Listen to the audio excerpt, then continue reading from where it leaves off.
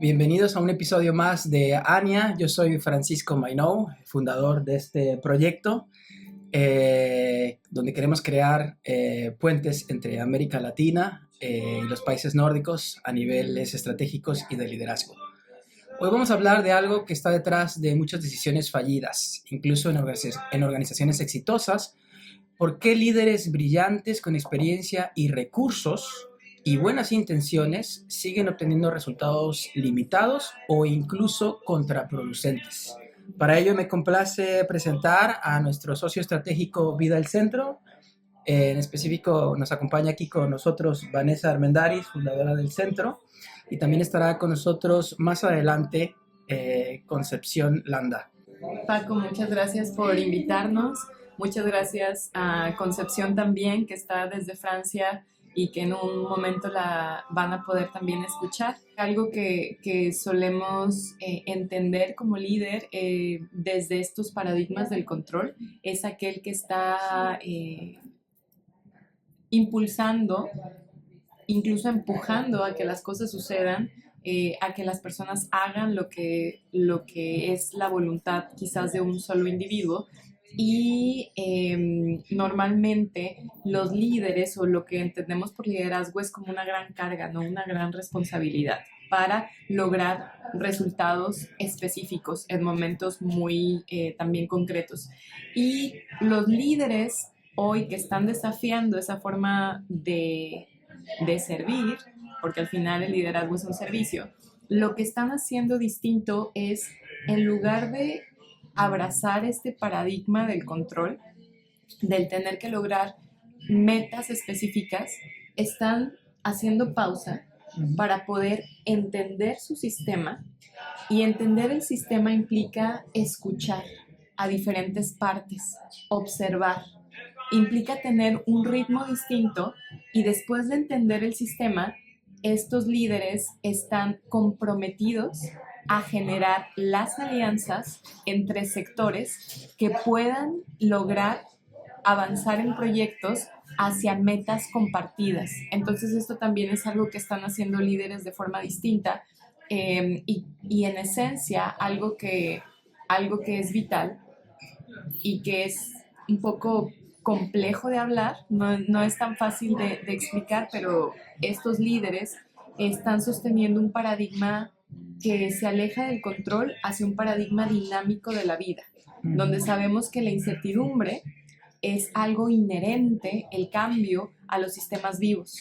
Y estos líderes están entendiendo a la sociedad como un sistema vivo, a sus industrias y empresas como sistemas vivos, que son abiertos, que no son cerrados, que interactúan con quizás toda una cadena de suministro, o los gobernantes a nivel político también saben que existen otras entidades y otros sistemas que están interactuando y que les hacen a ellos lograr o no lograr las metas. Entonces es bien interesante porque en lugar de estar controlando, estos líderes lo que hacen es construir condiciones para que lo que ellos quieren suceda, que es un paradigma completamente distinto a tomo acción porque quiero que el punto A me llegue al punto B. Bien, y aquí me gustaría hacerte una pregunta en concreto, quizás que nos hables un poquito más de Vida al Centro, tu experiencia específicamente, de qué proyectos que han realizado ustedes crees tú que se ha logrado estas transformaciones en el pensamiento sistémico,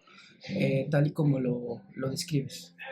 Eh, eh, Vida al Centro es una organización que es joven. Tenemos alrededor de 5 años de haber sido fundada, y en estos últimos 5 años hemos realizado proyectos de gobernanza ya a partir de una experiencia de más de una década previa de trabajo. Y quizás simplemente para hablarles de Vida al Centro, que es un instituto de gobernanza y acciones sistémicas, es que en Vida al Centro lo que hacemos es utilizar lo mejor que conocemos de la ciencia y la conciencia para diseñar procesos de transformación con líderes de distintos sectores, generar propósitos compartidos, estrategias compartidas, inversiones compartidas, indicadores compartidos, proyectos compartidos que logren transformar. Entonces, Vida al Centro nace porque existen hoy diferentes metodologías de sistemas complejos, de estrategia, de generación de acuerdos, de pensamiento regenerativo, que son muy útiles a la hora de empezar a diseñar estos procesos de transformación. Y algunos de los proyectos más lindos, de los que yo me siento más satisfecha, quizás es que cada uno tiene un valor muy particular, pero me gustaría hablarles de uno que es el del estado de Querétaro. Querétaro Circular ahorita es una iniciativa dirigida por Rodrigo Vargas, a quien le enviamos un saludo. En su momento fue Cristina Casas, una gran líder, mujer que comenzó desde la sociedad civil y la academia, que comenzó a unir y a tejer sectores para colaborar. Y en Querétaro Circular, ahí lo que sucedió es que diferentes sectores se unieron en un propósito común. Se dedicaron el tiempo de poder entender su sistema, esto que hablábamos, que un líder con esta visión sistémica hace pausas, sabe que si trabaja en lo inmediato no va a tener los resultados y probablemente va a tener resultados contraproducentes. Entonces son inteligentes de parar. Entonces los diferentes sectores estuvieron en este proceso de escucha común, entendieron su sistema, hicieron una estrategia, hicimos con ellos una estrategia de transición hacia la economía circular. Y algo que es muy especial de este proyecto es que hoy en día, y esto es importante decirlo, pues nadie realmente te paga por hacer un proceso de gobernanza. No es un producto, ¿no? Es nada más a través de ciertos líderes visionarios, como en su momento Cristina Casas, y se unió Rodolfo Loyola, y Rodrigo Vargas, y José Manuel Dorador, o sea, mucho cariño a los líderes de Querétaro Circular, que empezaron a creer en este proyecto. Pero obviamente en ese transcurso entre que hay financiamiento y no hay financiamiento, terminamos el proceso donde todo un estado se puso de acuerdo también con la Secretaría de Economía, de Medio Ambiente, se puso de acuerdo en su ruta de transición, y después hubo un momento donde no había recursos para continuar, también Coparmex Querétaro, liderado por una mujer también increíble allá. Entonces ya no había recursos para continuar. Y a mí me dio muchísimo gusto que después de algunos meses los mismos líderes desafiaron estas nociones de que alguien tiene que donar para que el proceso de gobernanza siga, y entre ellos mismos encontraron las formas de crear su propio mecanismo de gobernanza, constituirse. UNAM con sociedad civil, con academia, con Coparmex, se constituyeron en su propio, digamos, entidad legal, y empezaron a generar sus propios recursos. Y hoy es una iniciativa líder a nivel nacional en esta transición. Y en esa experiencia que nos describes del caso Querétaro, en específico a nosotros como ANIA, me gustaría hacerte la siguiente pregunta. ¿Qué rol crees tú que juega también la industria en estos sistemas vivos complejos? Y esta pregunta es clave, Paco, porque lo que vemos es que los gobiernos que hoy en día están enfrentando realmente retos sin precedentes, no tienen los recursos, pero tampoco el diseño institucional para poder responder de una forma que no sea acciones tácticas o asistencial.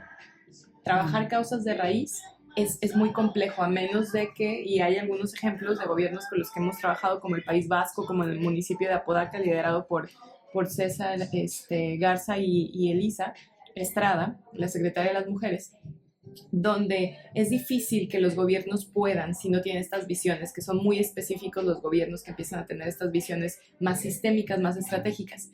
Y en ese sentido, la industria ahorita tiene un rol muy particular, porque por un lado, la industria está teniendo todos los riesgos de un planeta que se está quedando con menos reservas de energías fósiles, con cadenas de suministro que ya no se pueden asegurar, por las crisis ambientales que tenemos, un compliance a nivel de materialidad sistémica o ESG y metas globales, si son corporativos transnacionales, que los obligan a empezar a rediseñar sus procesos. Ujú. Ahora, en este momento, y que lo hablábamos ayer en el webinar y seguro ustedes van a ver algunas cápsulas, en este momento, cuando las decisiones son muy inciertas, cuando los impactos de cualquier cosa que suceda a nivel geopolítico, ahorita tenemos una situación particular, pone en jaque a la industria.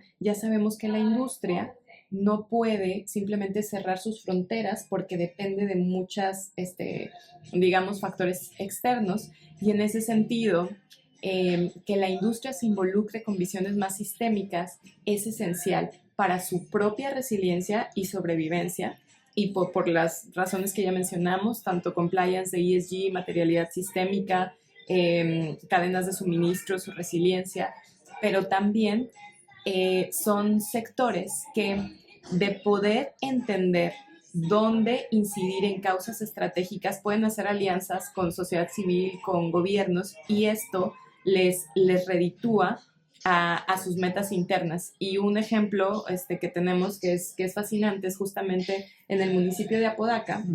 Entendimos cómo la industria, y para los que nos escuchan, la industria es clave y la industria lo sabe y sabe que hoy la noción no es trabajar a puerta cerrada para ver cómo alcanzo ciertos niveles de productividad, porque ya no se puede. Les explico, en Apodaca, por ejemplo, la industria está perdiendo 30% de productividad.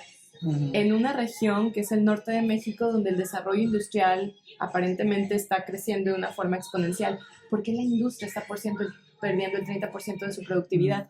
Justamente porque tienen altos niveles de ausentismo y rotación. ¿Por qué?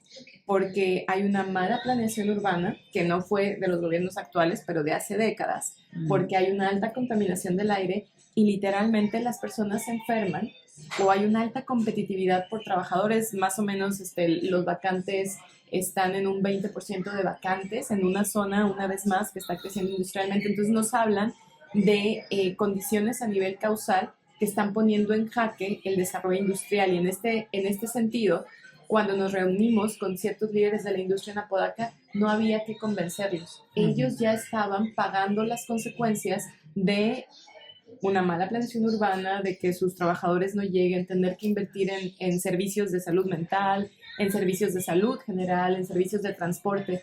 Y es súper interesante porque en estos procesos de gobernanza que tuvimos, la industria decía, por favor, ¿qué hacemos juntos? Lo necesitamos, nosotros ya estamos invirtiendo.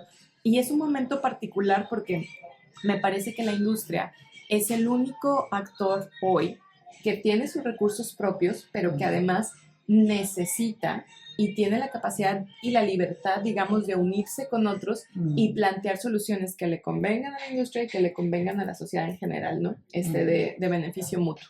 Bueno, y ahí yo tengo una pregunta muy importante, porque obviamente el pensamiento sistémico, las estrategias y las herramientas idealmente deberían de ser involucradas desde el momento en que se empieza a planear una política, un problema, algo que se tiene que abordar.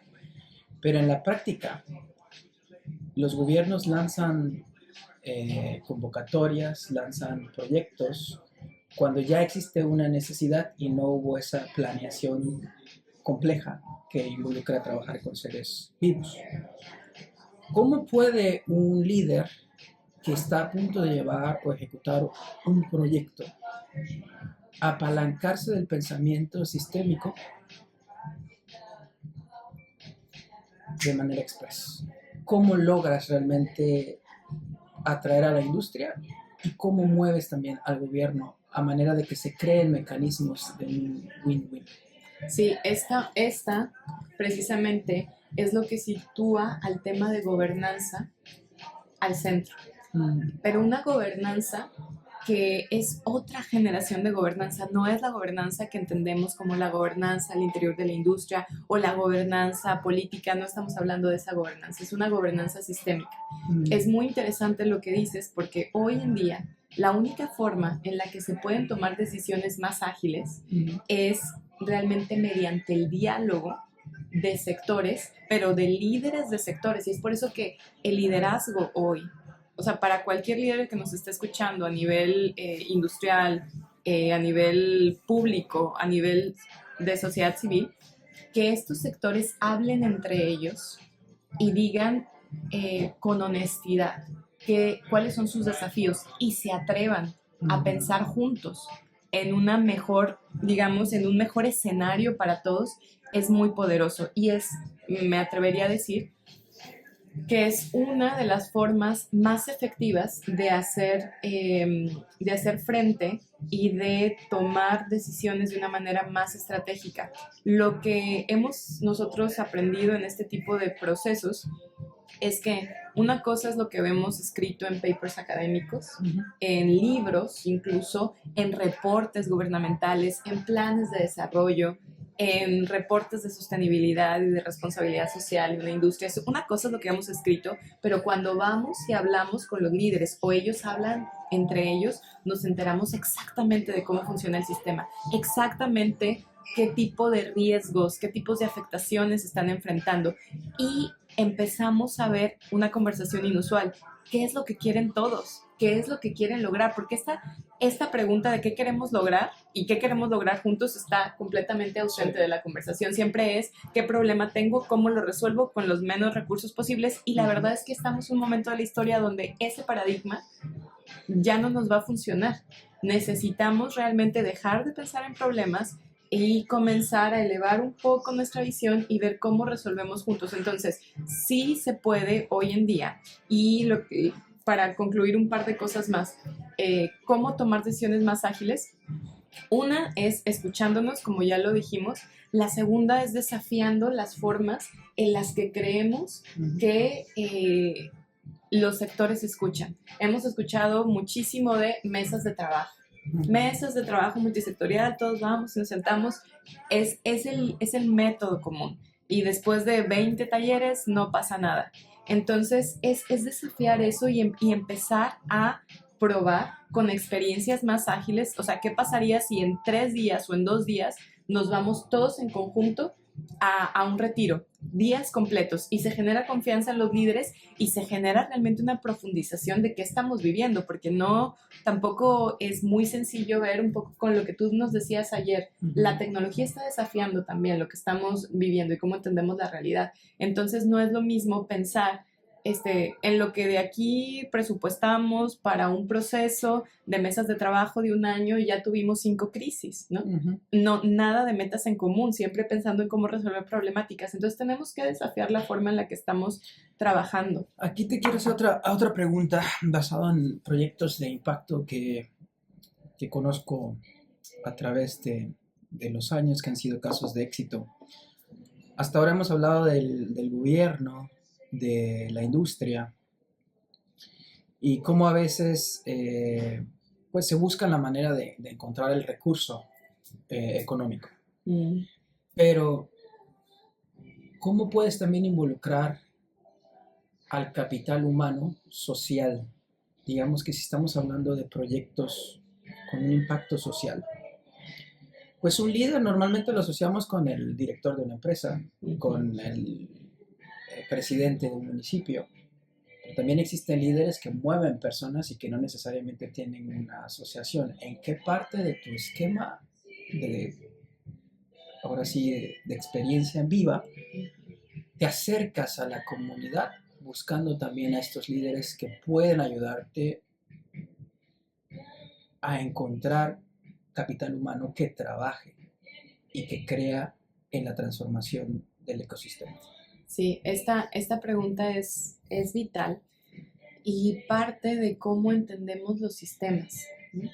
Y algo que, bueno, vamos a comentar al final sobre este encuentro en Noruega, lo estoy anticipando, pero vamos a comentar, es que tenemos poca práctica en ver a la realidad como es, y la pregunta que tú traes nos obliga a ver a la realidad como es, ¿no? Entonces pensamos que las decisiones justamente se toman en espacios cerrados, ¿no? Con ciertas personas, y que así algo va a pasar a nivel social. Cuando nosotros vemos y sostenemos una mirada honesta y sistémica, cuando hablamos de líderes, sabemos que son todos los líderes, ¿no? De distintos sectores, donde la ciudadanía, donde las comunidades también O sea, si no están ahí, no va a pasar, no va a suceder. Hay algunos procesos que son responsables o los influye la industria, los líderes de gobierno, pero hay muchos otros que los influye el ciudadano, ¿no? Las organizaciones civiles, y que si no se involucran todos ellos, por eso hablamos de una nueva generación de gobernanza, simplemente no se va a mover esa parte del sistema. Y en alguna ocasión me tocó estar en una ponencia de un proyecto en Hidalgo, donde un artista pues hizo una obra de arte en un barrio de clase bastante baja, pero involucrando a la sociedad, en específico a los niños, a que pintaran el barrio. El resultado fue tan enganchador para la propia comunidad que cuidaban que los grafiteros no llegaran y rayaran la ciudad porque se sentían identificados con la política que había sucedido, ¿no? Esto fue un proyecto de un artista que de alguna u otra manera tuvo la visión de involucrar a la humanidad. A la sociedad, no me acuerdo del artista, pero sí me acuerdo que fue en la comunidad de Hidalgo. Y por eso te hago esta pregunta, porque la industria puede tomar decisiones convenientes hacia ellos, claro, pero toma también conciencia de que es un ser vivo como organización y que tal vez puede involucrar a sus propios empleados. Segunda pregunta que me hago, ¿toma en cuenta a la sociedad que está justamente en donde ellos están ubicados? ¿Puede encontrar un capital humano que contribuya y que a lo mejor no signifique que no cueste, pero que ayude a mantener a largo plazo el gasto público o la cooperación que tiene, ¿no? Porque tú puedes llegar a una sociedad donde instalo, por ejemplo, técnicamente instalo cámaras, instalo sensores, pero si la sociedad se los roba, claro, el gasto público es tirar basura, ¿no? Es que tirar el dinero a la basura. Entonces, por eso te pregunto, ¿no? ¿Qué en esta manera estratégica y del pensamiento sistémico, sobre todo en la planeación, donde realmente los tomadores de decisiones se sientan o encuentran estos espacios para encontrar elementos sociales transformadores? Sí, lo que acabas de mencionar, creo que para líderes industriales que nos estén escuchando es clave, y algo que es muy clave es que las personas más visionarias que hemos conocido en nuestra experiencia como instituto han sido aquellas que utilizan, ¿no?, las herramientas que hoy existen de materialidad sistémica, de ESG, de sostenibilidad, para poder ir más allá.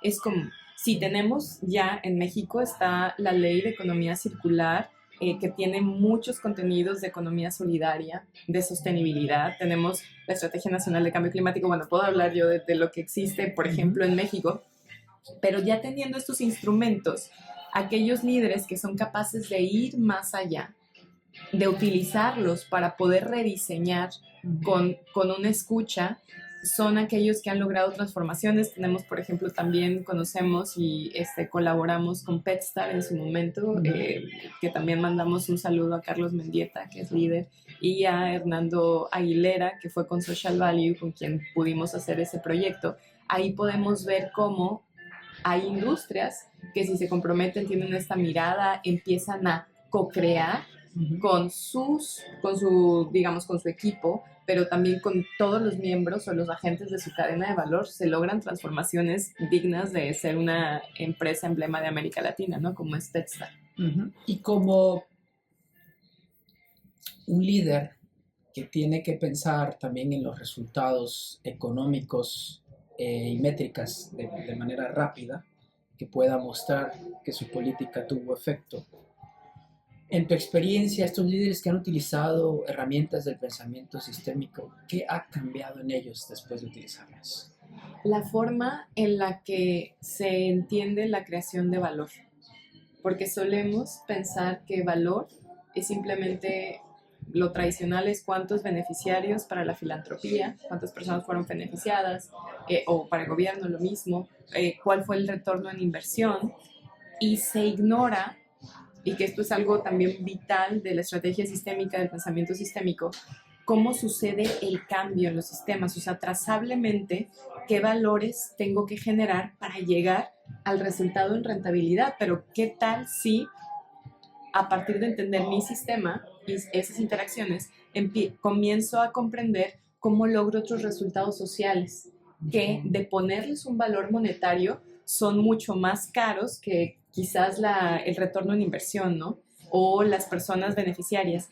Y empezar, cuando hay un líder que entiende que sus indicadores de éxito van más allá de cosas que son muy materiales y tangibles, que tiene que ver con lo que decíamos, esta idea antes de qué condiciones construyo, cómo habilito a mi organización, que es un sistema vivo, a generar habilidades y capacidades para que genere valor.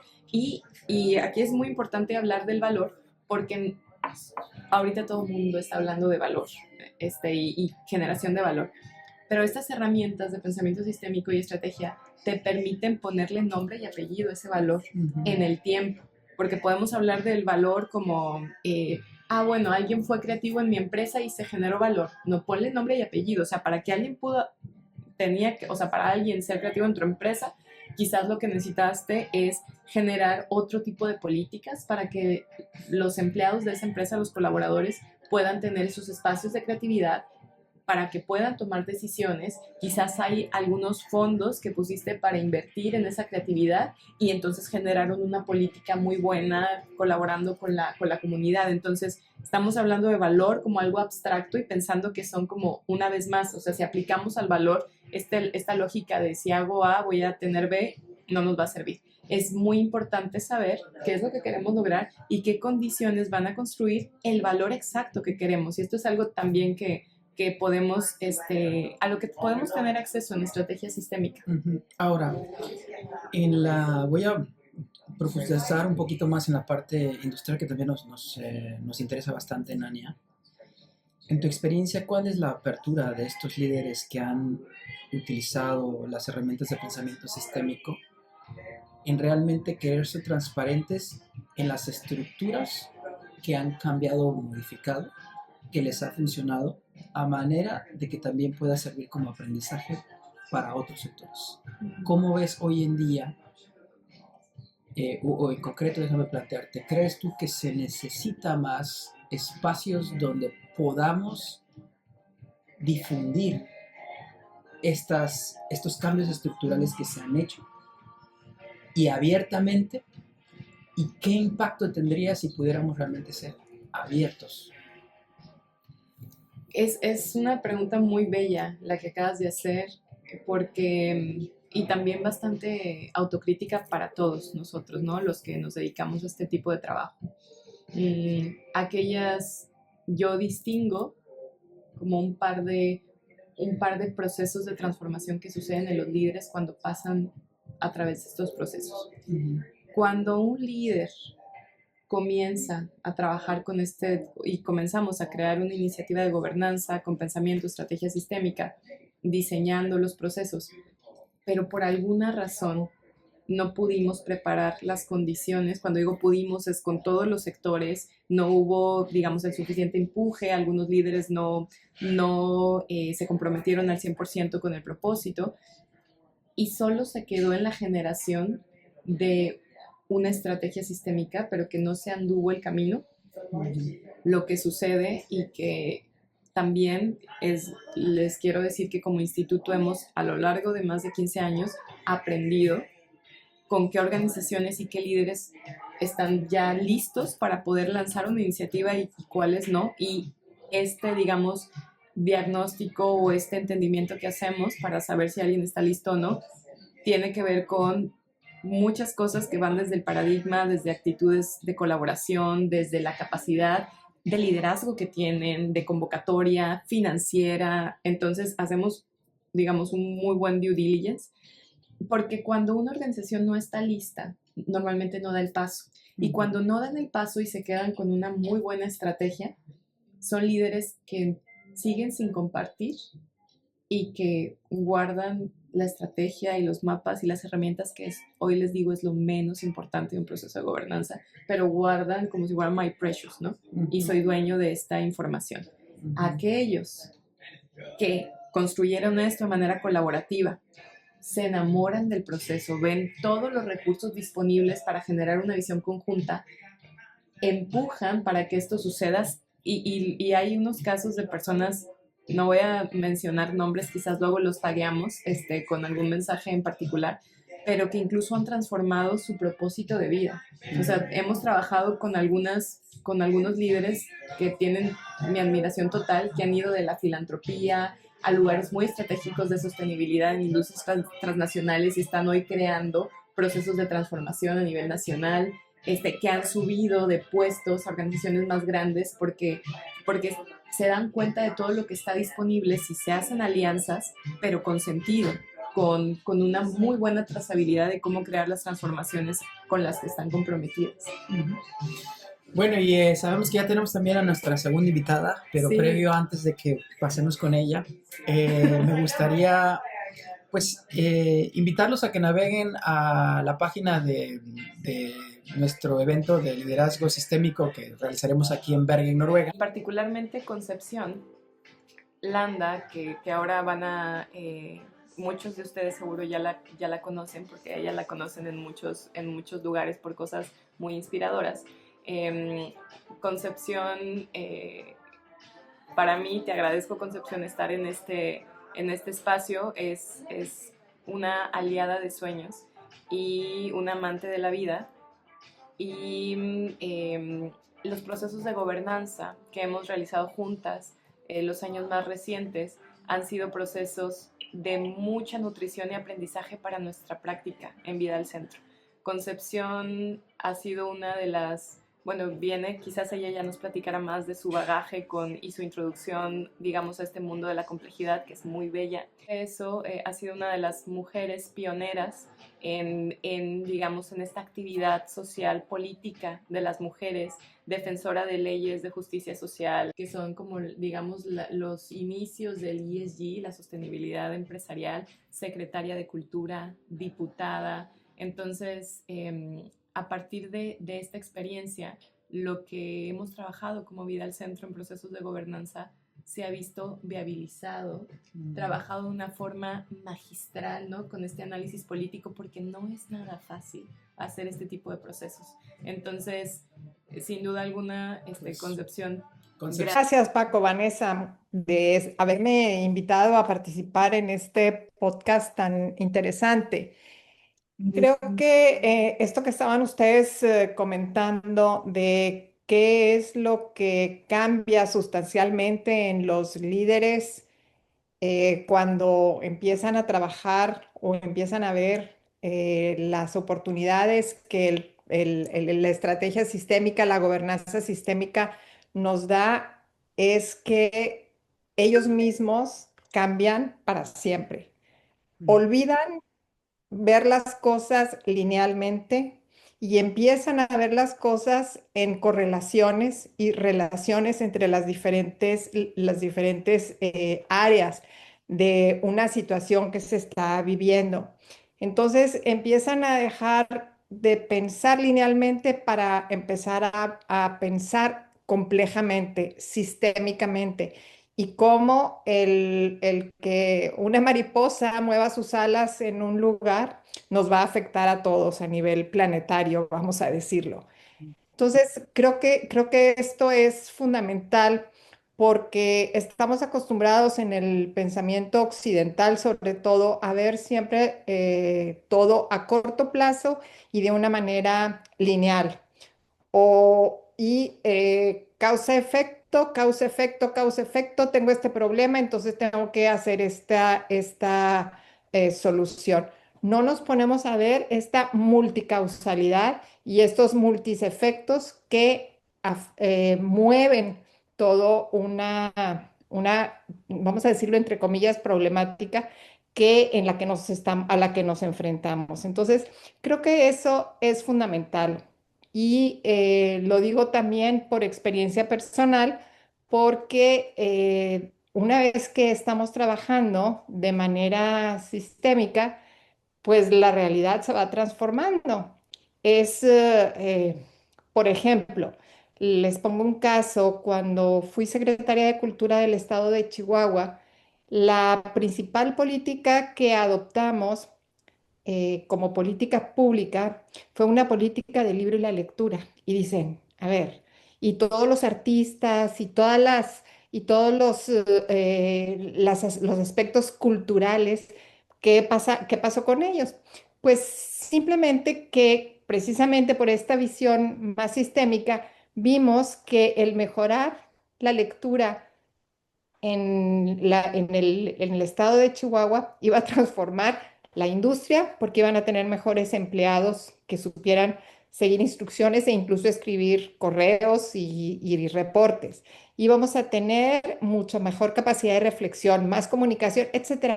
O sea, se vio una serie de efectos muy positivos en corto plazo, pero también a largo plazo, porque eso es a donde nos enfocamos. Entonces, este es un pequeño ejemplo de cómo por el trabajo sistémico se pueden encontrar puntos nodales o puntos de palanca que le llamamos para poder mover el ecosistema hacia el propósito o hacia donde nosotros envisionamos lo que queremos lograr. No sé si de alguna manera esto explica un poco por qué sigo con este interés tan grande en colaborar en cómo influir para que los líderes de hoy y del mañana, porque tenemos que trabajar con toda la intergeneracionalidad, puedan dejar de ver la vida, vamos a decirle, como un resolver problemas a corto plazo, sino saber que las acciones que hacemos el día de hoy tienen un impacto en todo nuestro ecosistema de otra manera. Aquí Y te quiero eso es hacer una esto. pregunta muy importante. Te voy a hacer reflexionar. Estamos en una nueva transición generacional. El Sí, mundo estuvo o está todavía liderado por gente de tu experiencia y de tu época. sí. ¿Qué crees que son los retos actuales que tenemos para que esta forma de pensar se implemente realmente en la sociedad como algo que se debe de hacer? ¿Dónde estamos hoy? ¿Qué debe de cambiar?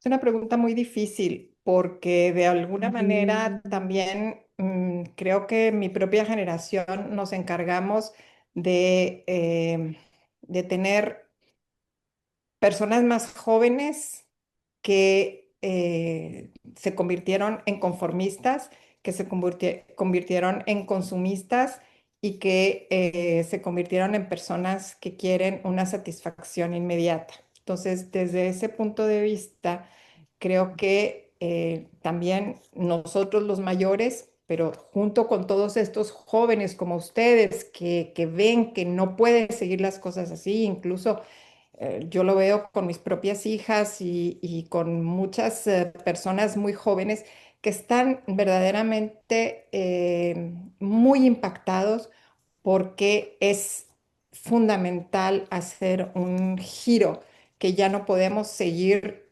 consumiéndonos el planeta, que no podemos seguir explotando a los demás, que el sistema capitalista está llegando a urgente transformación en donde sea todo para todos y no para unos cuantos.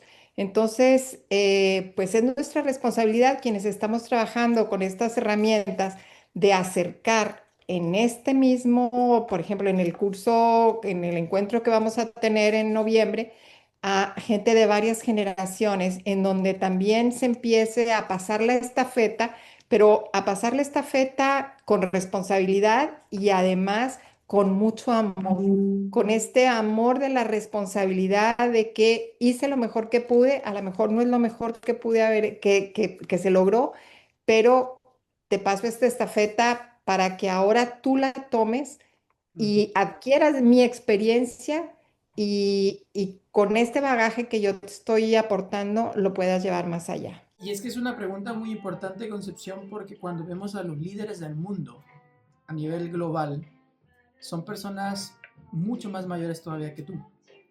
Entonces, y estoy seguro que también dentro de ellos existirá cierta reacción en contra de ceder el control hacia los nuevos líderes que están llegando. Y la pregunta del millón aquí es cómo la nueva generación, nosotros, los que estamos entrando, podemos hacer las preguntas correctas a esta generación, a la tuya, para que también exista esta apertura de decir, hicimos mal exactamente lo que tú mencionaste, ¿no? A lo mejor no trabajamos la parte humana, nos enfocamos más en los resultados, en las métricas, en el dinero, y a lo mejor es tiempo de también ver que somos seres vivos y que de alguna u otra manera también el liderazgo también se da entre generaciones, ¿no?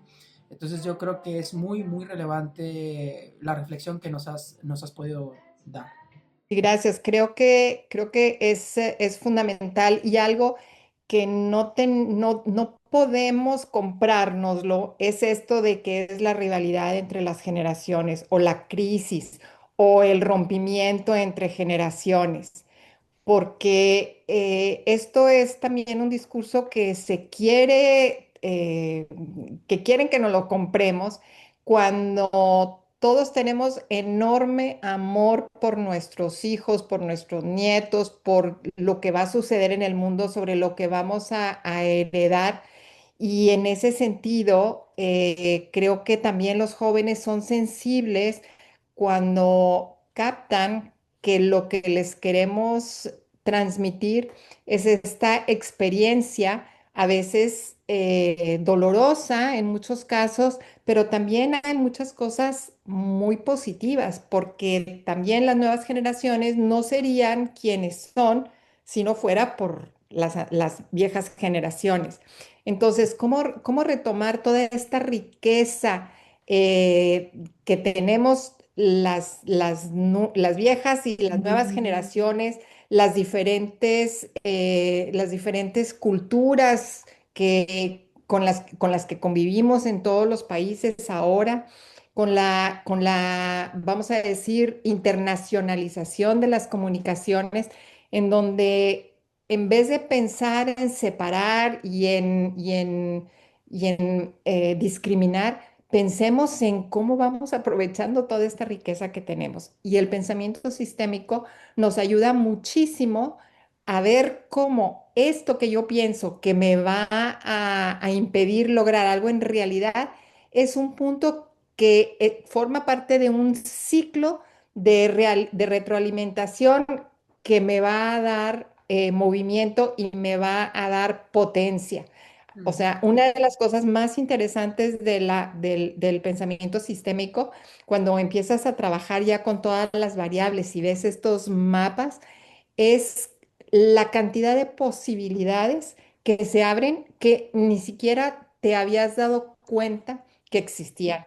Entonces, si algo pudiera yo decir a todos estos líderes que quieren innovar y que quieren en un momento dado, o ya sea por herencias o por vocación, transformar el mundo, es que tienen que abrirse a las posibilidades infinitas que se nos presentan y que con una herramienta o varias de las herramientas que se manejan, que Vanessa en Vida al Centro y ahora con Ania están integrando, que ya no son, y esa es la gran riqueza, que son todas estas bases científicas y todas estas metodologías que ahora las están integrando para poder develar un infinito número de posibilidades para que los líderes puedan tomar decisiones y puedan dirigir o puedan liderar